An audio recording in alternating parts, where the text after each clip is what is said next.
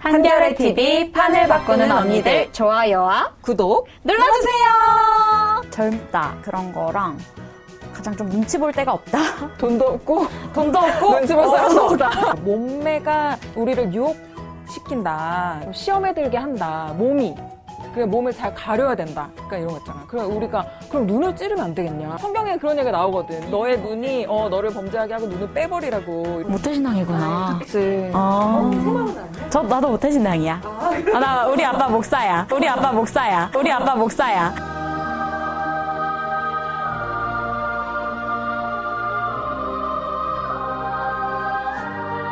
안녕하세요. 저희는 교회 다니는 페미니스트 믿는 템입니다.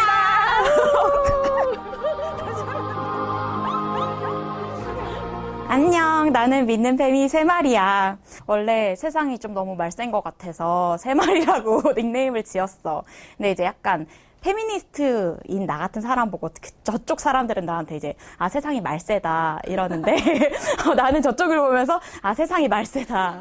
안녕, 나는 믿는 팸이 달밤이야. 밤이 혹은 여성이 부정적으로 상징되는 거에 좀 반기를 좀 들고 싶어서 달밤을 했는데 친구가 그거는 달밤에 팸이하고 앉아있네 이런 뜻이라고. 아하. 둘 다 모태신앙인 거?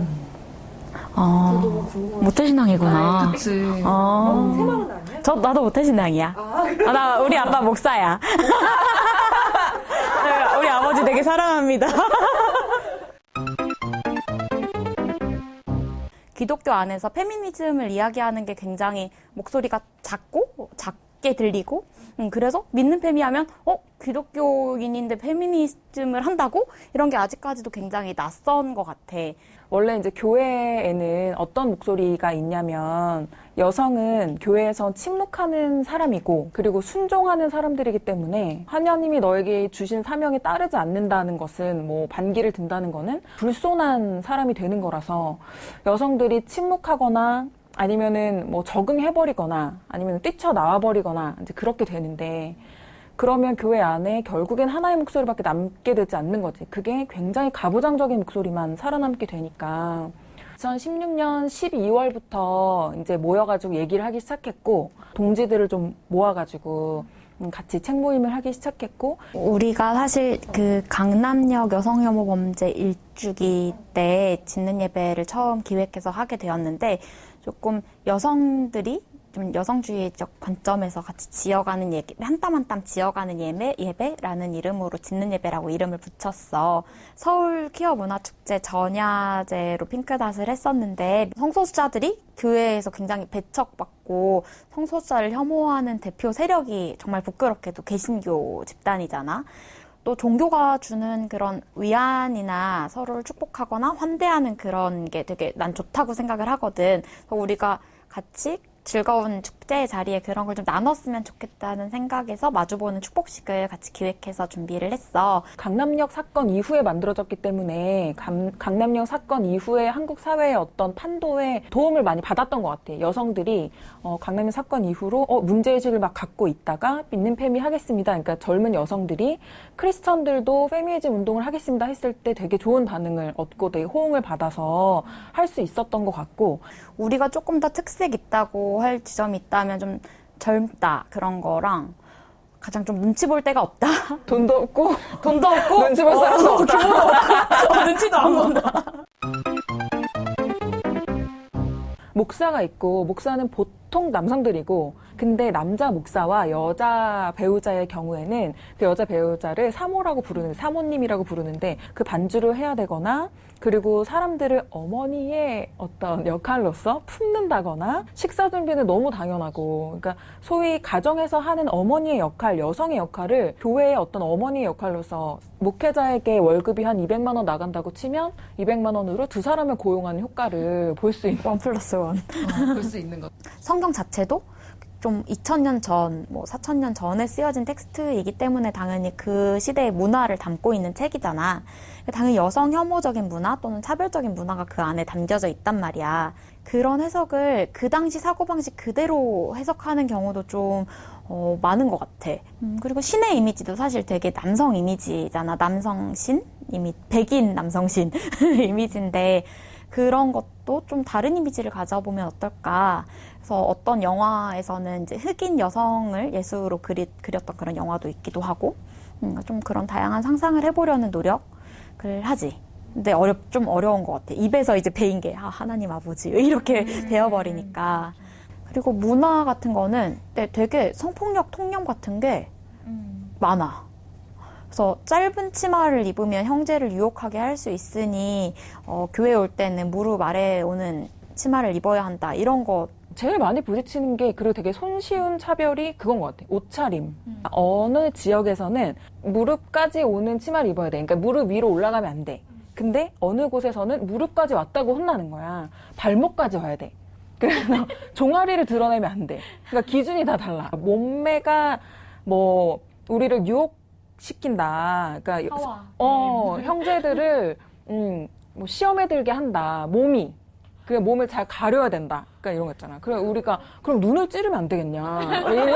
이런 얘기를 그 얘기를 성경에 그런 얘기가 나오거든. 너의 눈이 너를 범죄하게 하고 눈을 빼버리라고 이런 얘기가 있는데, 뭔가 내가 여기서는 어떤 주체가 아니고 어떤 일원이 아니고 어떤 뭔가 되게 이등심인 것 같다는 경험을 계속 하게 되는 거죠. 지금 교회 다니고 또 깨어있는 사람들이 계속해서 깨어서 또 목소리를 내고 이건 잘못됐다 이런 얘기를 해야 된다고 생각하고, 또 가장 중요한 건 지금 한국교회가 가부장제랑 너무 강하게 결탁되어 있기 때문에 가족 단위로 교회가 돌아가고, 또 그 가족 안에서의 성차별적인 역할이 너무 심하고, 이런 게 되게 우리 교회를 더 복음적으로 굴러가지 못하게 막고 있지 않나. 우리는 진짜 가족이란 무엇인가, 하나님의 뜻을 함께 나누는 제자들의 공동체가 진짜 가족이다라는 거를 다시 되살려야 되지 않나. 결론적으로는 그래서 우리 교회엔 페미니즘이 필요하지 않나. 나는 한국교회가 이러는 가장 큰 이유는 자본주의와 같이 결탁했기 때문이라고 생각해. 이건 다른 사람들도 다 그렇게 생각을 하니까. 우리가 교회 하면 생각나는 이미지는 굉장히 큰 교회들, 서울에는 특히 대형 교회들, 거기 안에서 가난한 사람 또는 다양한 존재들은 같이 이제 섞이기 힘든 곳, 이제 그들만의 리그 이런 느낌이 너무 많이 되어버린 것 같아. 하나의 커뮤니티처럼. 새말의 페미니스트 모먼트는 2015년 여름에서 가을 사이이다. 낙타님께 감사를 드립니다. 메르스? 페미니즘 이슈보다 그전에 성소수자 이슈에 조금 더 관심이 있었었어. 개신교인들이, 기독교인들이 너무 성소수자를 혐오하고 배제하니까 그게 좀 되게 나한테 마음이 아프게 다가왔었던 것 같아. 어떻게 성소수자를 차별하지 않는 신학적 가능성을 찾을 수 있을까를 좀 고민했었었고, 나는 사실 메갈리아 존재를 처음 알고 나서는 그렇게 열심히 하진 않았어. 메르스 갤러리나 메갈리아를 열심히 하진 않았고, 한 번씩 그냥 들어가 보기만 하고, 캡처된 거 보기만 하고, 그 정도였고, 그때 약간 생각은 약간 회의적이었어. 이게 그냥 인터넷 유행으로 얼마 안 가다 사라지지 않을까라는 생각을 했었는데, 그게 되게 그냥 계속 커지는 거야. 그해 여름에 정희진 선생님 책을 샀고, 이걸 읽으면서, 나도 페미니스트구나. 라고 좀 그때 정체화를 했던 것 같아. 달밤의 페미니스트 모먼트는 가랑비 옷젖듯이 같다. 여성주의 연구 살롱 나비라고 아예 단위를 만들어가지고 우리끼리 공부도 하고, 그때 교계에 전병욱 목사가 성폭력 해가지고 그게 되게 큰 이슈였어. 포럼도 좀 만들어서 개최하기도 하고, 그런 일들을 해가면서 페미니즘 괜찮은 것 같아. 그리고 내가 일하는 기독 운동 진영에도 페미니즘이 좀 필요한 것 같아. 이런 생각을 좀 하게 됐고, 좀 부족하긴 하지만 우리 그래도 페미니스트야 라고 얘기하게 됐던 것 같아. 페미니스트인데 교회에서 버틸 수 있냐 이런 질문을 받았었는데, 이제 교회를 떠난다고 해서 그 신앙이 실은 쉽게 없어지는 게 아니고, 교회가 가부장적이라서 뛰쳐나갔는데 그러면은 가부장적이지 않은 어떤 안전지대가 있나 싶을 때는 한국 사회가 지금 실은 뭐 피할 수 있는 곳이 아닌데, 그러면 한국 사회에서 페미니즘 운동을 하나, 교회 안에서 페미니즘 운동을 하나, 내 입장에서는 그놈이 그놈이다.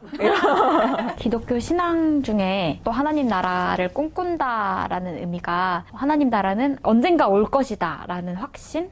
이미 와 있다 라는 확신이 약간 신앙 중에 한 부분이거든. 지금은 보이지 않지만 그런 변화의 순간이 언젠가 올 것이다. 신앙의 확신이 조금 운동을 계속해 갈 수 있게 하는 원동력도 되는 것 같아. 뭐 기독교 복음을 전파할 때 가장 먼저 하는 얘기인데 하나님은 당신을 향한 계획을 갖고 계십니다. 뭐 하나님은 당신을 사랑하십니다. 이 얘기를 한단 말이야. 전도하면서 한단 말이야. 교회에 오시라고 얘기하면서. 근데 그게 진짜로 하나님의 복음이거든.